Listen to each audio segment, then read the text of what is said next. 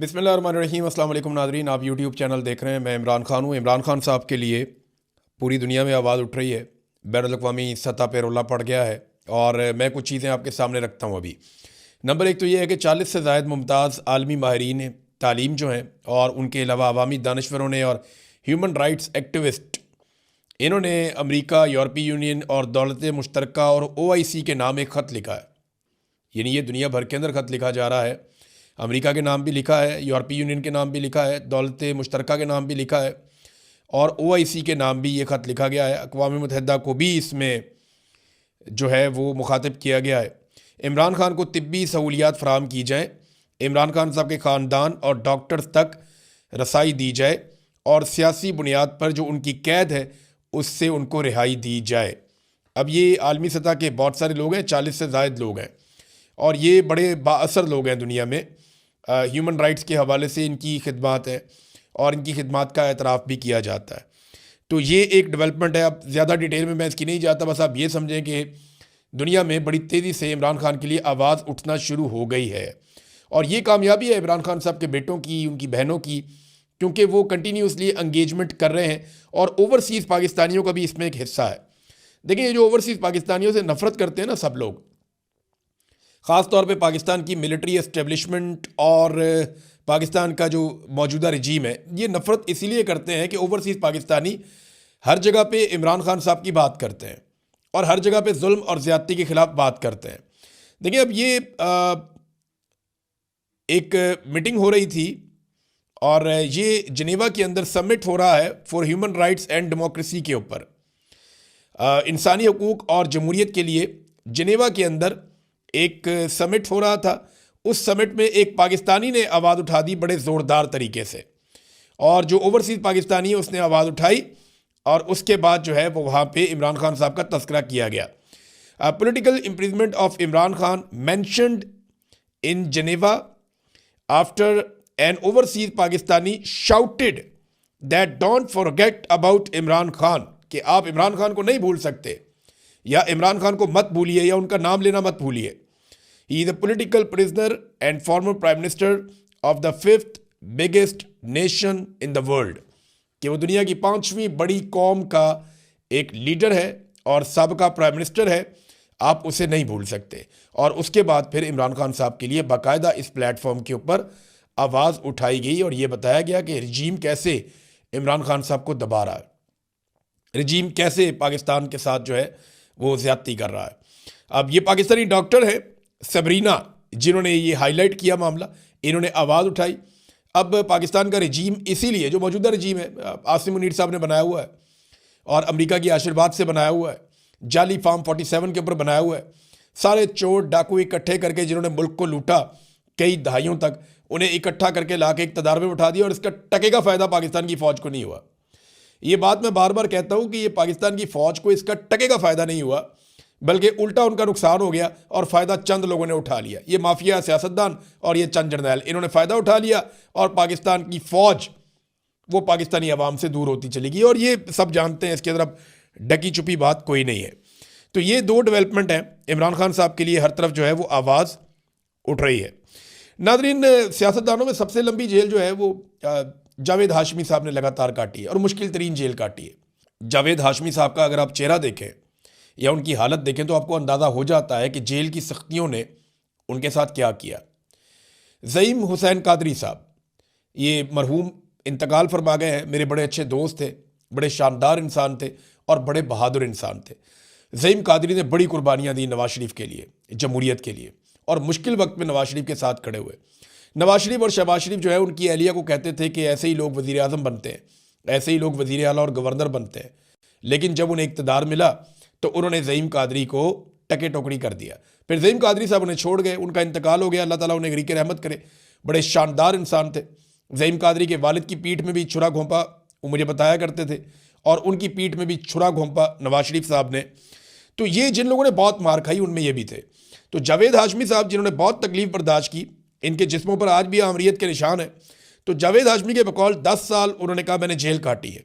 अगर मुझसे इस तरह का बर्ताव होता जैसा सलूक इमरान खान के साथ किया जा रहा है तो शायद मैं भी डील कर लेता। ये बहुत बुरा सलूक हो रहा है।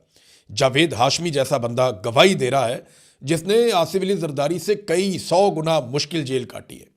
जरदारी ने तो जेल काटी नहीं ना, वो तो कोठियों के अंदर, अस्पतालों के अंदर, वीआईपी कल्चर, बाकायदा स्वीट्स के अंदर वो रहे हैं जरदारी साहब, वो तो बहुत इंजॉय करते रहे और उनकी जेल तो जेल थी ही नहीं चंद दिनों के अलावा। तो जावेद हाशमी की जेल थी।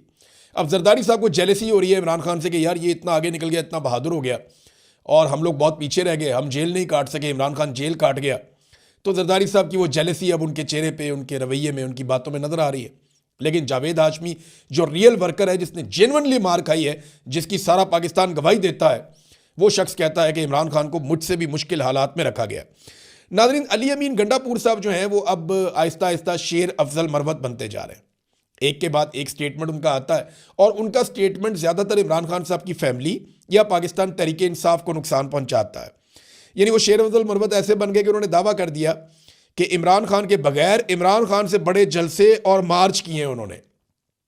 इमरान खान के बगैर इमरान खान से बड़े जलसे और मार्च किए तो करें ना। अभी वो तो इमरान खान के नाम पे लोग निकलते थे, वो तो इमरान खान साहब कहते थे तो लोग निकलते थे, कॉल तो इमरान खान की जानिब से आती थी। अली अमीन गंडापुर को तो आखिरी एहतजाज में लोग घसीट घसीट के लेकर जा रहे थे। अली अमीन को जान छुड़ानी मुश्किल हो गई थी, वो गाड़ियों की ब्रेकें लगाता था, लोग पीछे से धक्के मारते थे कि आगे चलो चलो एहतजाज में। आखिरी मरतबा अली अमीन गंडापुर को बादल नखास्ता एहतजाज में जाना पड़ा और ये फंसे हुए थे। और ये बहुत सारी ऐसी वीडियोज़ हैं जहाँ पे गंडापुर साहब को लोग पुश कर रहे थे कि चलो चलो एहतजाज में आगे बढ़ो, रुकते क्यों हो, कोई आराम नहीं करना, आगे बढ़ना है। तो ये गंडापुर के साथ हो रहा था। गंडापुर साहब टाइम ज़ाया कर रहे थे ताकि लोगों की तादाद कम हो जाए, मोहसिन नकवी के लिए आसानी हो जाए। लेकिन लोग ज़बरदस्ती गंडापुर को आगे की तरफ धकेल रहे थे और तंग आगे बुशरा बीबी फिर अली अमीन गंडापुर से काफ़ी आगे चली गई कि ये तो आगे जाता नहीं है तो मैं तो जाऊँ, कारकुनों को लेकर कम से कम मैं तो वहाँ पहुँचूँ जो इमरान खान साहब ने कहा हुआ है। बहरहाल आहिस्ता आहिस्ता गंडापुर साहब जो है उनको आसरा तो दिया हुआ है कि वज़ीर आला बन जाएंगे खैबर पख्तूनख्वा के, लेकिन ये होना नहीं है। यहाँ पे 90 के करीब MP हैं पाकिस्तान तहरीक इंसाफ के, तो आखिरी नंबर अली अमीन गंडापुर का आएगा अगर सारे फारिग हो गए। क्योंकि अगर किसी को ये लगता है कि सुहेल अफरीदी को हटा के वो गंडापुर को बना लेंगे तो इससे दो नुकसान होंगे। एक तो गंडापुर बनेंगे भी नहीं, एक और तोहफा मिलेगा पाकिस्तान तहरीक इंसाफ की जानिब से एस्टेब्लिशमेंट को, और अगर सुहेल को हटा दिया तो सुहेल पहले से ज़्यादा ख़तरनाक हो जाएगा और सुहेल के पास फ्री हैंड हो जाएगा, बहुत सारी जिम्मेदारियां ख़त्म हो जाएंगी और बड़ा लीडर भी बन जाएगा। और फिर वो तहरीक खुलकर चलाएगा जो चलाना चाहते हैं सुहेल अफरीदी, जो वो कह रहे हैं कि इमरान खान रिहाई फोर्स में बना रहा हूँ, तो वो उसके ऊपर ज़्यादा मेहनत कर पाएंगे। नाज़रीन, डील की बातें हो रही हैं, कभी राणा सनाउल्लाह कहते हैं, कभी अली अमीन गंडापुर कहते हैं, कभी शेर अफजल मरवत कहते हैं, कभी जावेद लतीफ़ कहते हैं, कभी कोई और लोग कहते हैं, इमरान खान की बहनें भी कहती हैं। इमरान खान भी कहता है कि मैं तो डील नहीं ले रहा अपने लिए, पाकिस्तान के लिए मेरे साथ बात करो, रास्ता निकालो, इलेक्शन करवाओ, मैं तैयार हूँ, मैं किसी से बदला नहीं लूँगा, लेकिन इंसाफ तो करना पड़ेगा। तो अब ये जो मामलात हैं इसमें अलग अलग बातें की जाती हैं। मैं आपको एग्जैक्टली बताता हूँ कि कहाँ कहाँ पे डील की बातें हुई और ख़बरें बाहर आई और ये कितनी मरतबा हुआ। एक तो डील की लगभग कुछ 6 कोशिशें हुई हैं अब तक। 4 अगस्त को इमरान खान साहब को सबसे पहले कहा गया कि आप पाकिस्तान छोड़ दें वरना कल आपको गिरफ्तार कर लिया जाएगा, डील की पहली ऑफर। दूसरी 9 और 10 फरवरी को जब इमरान खान साहब को इलेक्शन ज़बरदस्ती डकैती मार के छीन लिया गया तो तब उन्हें ऑफर किया गया कि हम आपको एक ख़ास तरह की हुकूमत बना देते हैं, आप कंप्रोमाइज़ कर लें। इमरान खान साहब ने फिर इनकार कर दिया। अक्टूबर 2024 में दोबारा से डील करने की कोशिश की गई जब एहतजाजी तहरीक अपने उरूज की तरफ जा रही थी। फिर नवंबर 2024 में दोबारा कत्लेआम से पहले डील की कोशिश की गई और वही बातें अली अमीन गंडापुर और बाकी लोग बताते हैं, लेकिन इमरान खान साहब नहीं माने। फिर अमरीकी डॉक्टर्स आए, अमरीकी बिजनेसमैन आया, इमरान खान साहब से मिला, इमरान खान साहब ने उनको भी साफ इनकार किया। तो ये डील की एक और कोशिश थी। और अभी हाल ही में इमरान खान साहब की आंख की बीमारी के दौरान एक मरतबा फिर कोशिश की गई कि इमरान खान साहब को किसी तरह से कोई रिलीफ इमरान खान साहब की पार्टी मांगे। इससे पहले आपको याद होगा अली अमीन गंडापुर ने ये कहा था कि इमरान खान साहब को जो है वो एक पैरोल के ऊपर रिहाई दी जाए, तो उस पर इमरान खान साहब ने नाराज़गी का इजहार किया था। अब वो पैरोल पे रिहाई तो चाहते ही नहीं है, ना इमरान खान साहब बनीगाला जाना चाहते हैं। हाँ, अपनी आंख का इलाज वो करवाना चाहते हैं जो उनका हक भी है और उनको ये इलाज मिलना चाहिए। किसी भी लीडर की आंख ज़ाया करना या किसी ऑर्गन को ज़ाया करना ये इंतहाई नामुनासिब है और ये सख्त ज़्यादती है, और इस चीज़ को ये डील के लिए इस्तेमाल कर रहे थे। इमरान खान साहब ने साफ इनकार कर दिया। अब नाज़रीन 2-3 खबरें मेरे पास और बहुत इंपॉर्टेंट हैं, ये मैं आपके सामने रखता हूँ, लेकिन पहले आप ये देखें कि फैमिली को नहीं मिलवाया जा रहा। तो ये बात तो समझ आती है। यानी इमरान खान साहब अपनी बहनों से मिलेंगे तो बड़ा सख्त बयान देंगे आसिम मुनीर के खिलाफ, शहबाज शरीफ के खिलाफ, मौजूदा रजीम के खिलाफ, या हो सकता है वो बोर्ड ऑफ पीस के खिलाफ कोई बात बोल दें, या गाज़ा में फ़ौज भेजने के बारे में कोई बात बोल दें। इमरान खान साहब तो इमरान खान है, वो कुछ भी कर सकते हैं। तो इसलिए बहनों को नहीं मिलवा रहे, ये तो बात समझ आती है। लेकिन वो इमरान खान साहब से उनके डॉक्टर्स को क्यों नहीं मिलवा रहे जो गैर सियासी हैं, जिन्होंने आज तक बाहर आकर कोई सियासी बात नहीं की? ये बात समझ नहीं आती। इसका एक ही वजह समझ आ रहा है, अगर आप लॉजिकली देखें या कॉमन सेंस का इस्तेमाल करें तो एक ही बात समझ आती है कि ऐसा कुछ है मेडिकली इमरान खान साहब के मामले में जिसे मौजूदा मिलिट्री एस्टेब्लिशमेंट छुपाना चाहती है। मैं मिलिट्री एस्टेब्लिशमेंट कहता हूं तो आप ऑटोमेटिकली समझा करेंगे ये आसिम मुनीर और चंद लोग हैं। जब आसिम मुनीर कहना हो तो मैं अकेले ही कह दूंगा, लेकिन जब मैं एक टोले का नाम लूं तो फिर मिलिट्री एस्टेब्लिशमेंट में कहता हूं। और ये सारी फौज नहीं होती, ये चंद लोग होते हैं, ये पूरे इदारे को बदनाम करते हैं। बहरहाल अब इसके अंदर जो है वो ना मिलवाना, कोई ना कोई तो ऐसा मेडिकल रीज़न है जो चीज़ छुपाई जा रही है कि डॉक्टर्स को भी नहीं मिलवाया जा रहा, जिन्होंने कोई खबर बाहर आके नहीं देनी, जिन्होंने कोई बाहर आकर हरकत नहीं करनी। अब आ जाए नाजरीन पंजाब गवर्नमेंट का एक कारनामा। ये ज़रा कारनामा आप देखें, कैसा कमाल इन्होंने काम डाला। पीआईए कितने की बेची पाकिस्तान ने? पाकिस्तान ने पीआईए को बेचा, और जब पीआईए को पाकिस्तान ने बेचा तो बेचा 10 अरब रुपए में। यानी पीआईए को बेच दिया 10 अरब रुपए में, और एक तैयारा खरीदा पंजाब हुकूमत ने जिसमें 19 लोग सवार हो सकते हैं। बड़ा लग्जरी किस्म का, लेटने वाले सोफे भी हैं, आराम करने की जगह भी है, अलग मीटिंग के लिए भी प्रॉपर जगह बनी हुई है। बड़ा शानदार किस्म का इन्होंने एक तैयारा खरीदा पंजाब गवर्नमेंट ने मरियम नवाज के लिए, और ये लिया 11 अरब रुपए का। यानी 1100 करोड़ का इन्होंने तैयारा ले लिया।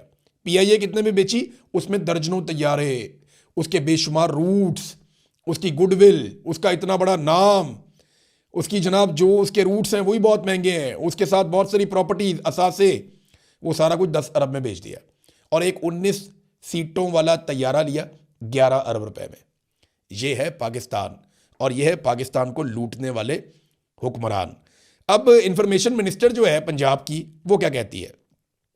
इंफॉर्मेशन मिनिस्टर कहती है कि एयर पंजाब, हम कोई एयरलाइन बना रहे हैं, उसका नाम एयर पंजाब है, और उसके लिए कोई जहाज़ और तैयारे खरीदे जा रहे हैं, और कुछ जो है वो लीज के ऊपर लिए जाएंगे, और ये इसी की एक कड़ी है। अब वो ये कह रही हैं कि जनाब ये तो हमने एक एयरलाइन हम बना रहे हैं। भाई एयरलाइन कहाँ रजिस्टर्ड है?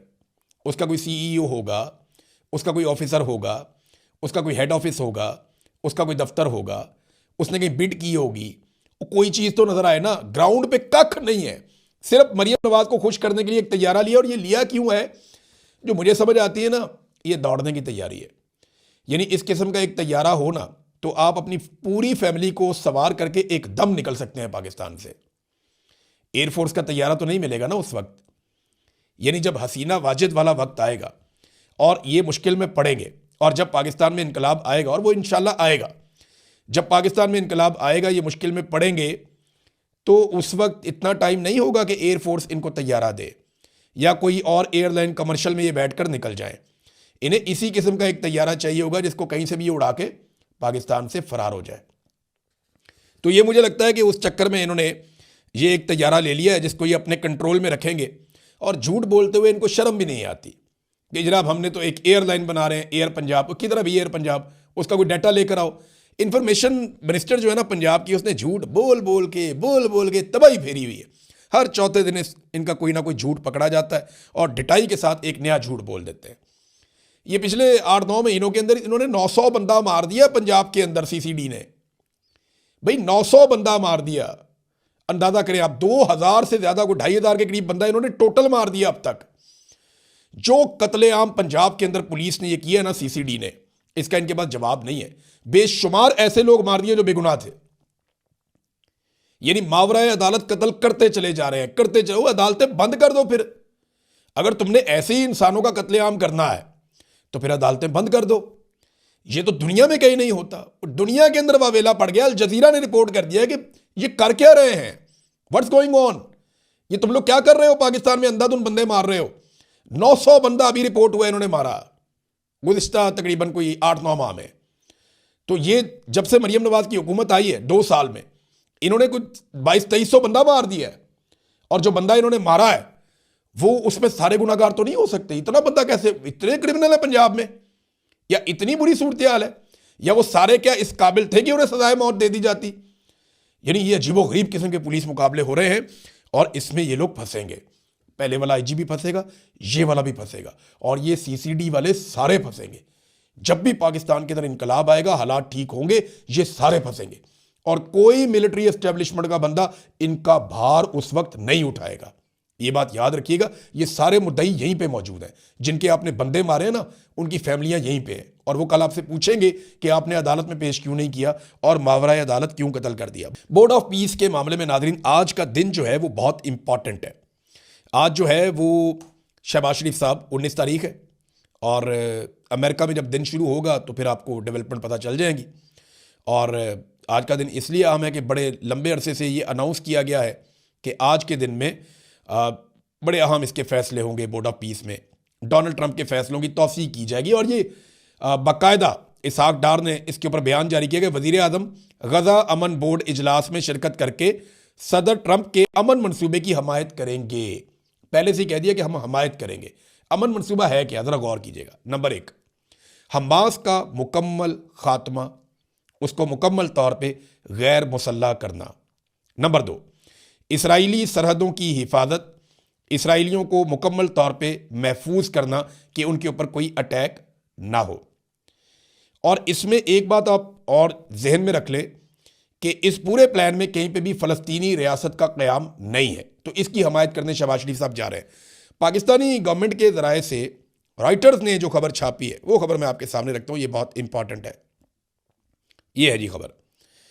रॉयटर्स ये कहता है कि गजा में अमन मिशन के लिए फौज भेजने के लिए पाकिस्तान तैयार है, हमास को गैर मुसल्लह करने जैसी किसी कार्रवाई का हिस्सा नहीं बनेंगे। ये कैसे हो सकता है भाई फौज ने वहां पे जाके कोई बिल्डिंगें तो तामीर नहीं करनी, फौज ने वहां पे जाके कोई मस्जिदों में नमाजें तो नहीं पढ़ानी। फौज का काम तो लड़ाई होता है, और गैर मुसल्लह करना एक मिशन है जिसके लिए ये फौज आ रही है। डोनाल्ड ट्रंप 100 मरतबा बता चुका कि ये फौज आ ही हमास को गैर मुसल्लह करने के लिए और इसराइली सरहदों का तहफ़्फ़ुज़ करने के लिए आ रही है, इसराइलियों की हिफाजत करने के लिए आ रही है। अब ये कह रहे हैं जनाब हम ये काम नहीं करेंगे वहां जाके, लेकिन हमारी फौज जाएगी। लोगों को आप बेवकूफ़ समझते हैं, लोग बेवकूफ़ नहीं है। ये थोड़े अरसे में अल जज़ीरा खबरें छाप देगा, ये थोड़े अरसे में बैनुल अक़वामी मीडिया खबरें छाप देगा।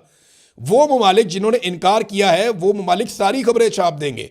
अब दावे ये कर रहे हैं जनाब हम डोनाल्ड ट्रंप से कोई जमानत चाहते हैं किसी बात की। भाई आइडिया ही आप लोगों का है ये। आपने खुद अमेरिका को अर्जी डाली है कि हम अपनी फौज भेजना चाहते हैं गजा में। अब जो काम करना है उसको बोले, कौम को बताएं जनाब हम जा रहे हैं हमास को गैर मुसल्लह करने के लिए, हम जा रहे हैं फ़लस्तीनियों से हथियार छीनने के लिए, हम जा रहे हैं जनाब के फ़लस्तीनियों से इसराइलियों को हम महफूज कर दें। ये काम जो आप करने जा रहे हैं, साफ बोलें कि हम ये करने जा रहे हैं, बिला वजह इधर की उधर की मारते हैं। डोनाल्ड ट्रंप ने बिल्कुल स्टेट अवे बताया है कि ये लोग क्या करने जा रहे हैं। नाज़रीन 100 से ज़्यादा ममालिक ने, ये बैनुल अक़वामी तौर पर उनकी ऑर्गेनाइजेशन है, उन्होंने एक जॉइंट स्टेटमेंट जारी की है जिसमें इसराइल की मजम्मत की गई है, और मजम्मत की गई है कि ये जो अनेक्सेशन कर रहा है, ज़बरदस्ती अपने अंदर नई बस्तियां तामीर कर रहा है, नए इलाकों को अपने अंदर शामिल कर रहा है, उसको रिजेक्ट किया है। ये जो 100 ममालिक हैं इसमें दुनिया भर के मुल्क हैं, बहुत तगड़े ममालिक हैं इसमें, और इसमें अमेरिका शामिल नहीं है लेकिन बरतानिया शामिल है, और बहुत सारे जो ममालिक हैं वो यूरोपीय ममालिक, लगभग सारे ऑलमोस्ट अफ्रीका के मुल्क, एशिया के मुल्क, बहुत सारे मुल्क इसके अंदर शामिल हैं, और 100 से ज़ायद मुल्क हैं। लेकिन एक खबर मैं आपको और देता हूँ, ये देखें अमेरिका ने किस किस को बुलाया और कौन कौन गया। जो जा रहा है ना अमेरिका में इस कॉन्फ्रेंस के अंदर, वो कौन है? अर्जेंटीना जा रहा है, इसमें आर्मीनिया जा रहा है, अज़रबैजान जा रहा है, ये सेंट्रल एशिया के तकरीबन सारे मुल्क उन्होंने इकट्ठे कर लिए हैं। बहरीन जा रहा है, और बल्गारिया जा रहा है, एल सल्वाडोर जा रहा है, Hungary, Indonesia, Jordan, Kazakhstan, Kosovo, Mongolia, मराकश, पाकिस्तान, पैराग्वे, कतर, सऊदी अरब, तुर्की, यूएई, अमेरिका, उज़्बेकिस्तान और इसराइल। पाकिस्तान जाके इसराइल के साथ बैठने वाला, ये बाकी सारे मुल्क भी। अब जनाब वो कहते हैं कि जिन मुल्कों ने इस दावतनामे को कबूल नहीं किया, जो नहीं आ रहे, ज़रा वो मुल्क आप देखें। इसमें अल्बानिया, बेलारूस, कंबोडिया, मिस्र, Kuwait, Vietnam, Australia, Austria, Brazil, China, Cyprus, चेक रिपब्लिक, फिनलैंड, इंडिया भी नहीं जा रहा, Japan, Mexico, Netherlands, Oman, Philippines, पुर्तगाल, Romania, Russia, Singapore, Korea, Switzerland, Thailand, Ukraine और वेटिकन सिटी। यूक्रेन तक नहीं आ रहा है इसके अंदर, आप अंदाजा करें। उनकी लड़ाई पड़ी हुई है फिर भी नहीं आ रहा। रशिया भी नहीं आ रहा, चाइना भी नहीं आ रहा, वेटिकन सिटी भी नहीं आ रही। कनाडा एक ऐसा मुल्क है जिसको इन्होंने दावत दे के कैंसिल कर दी।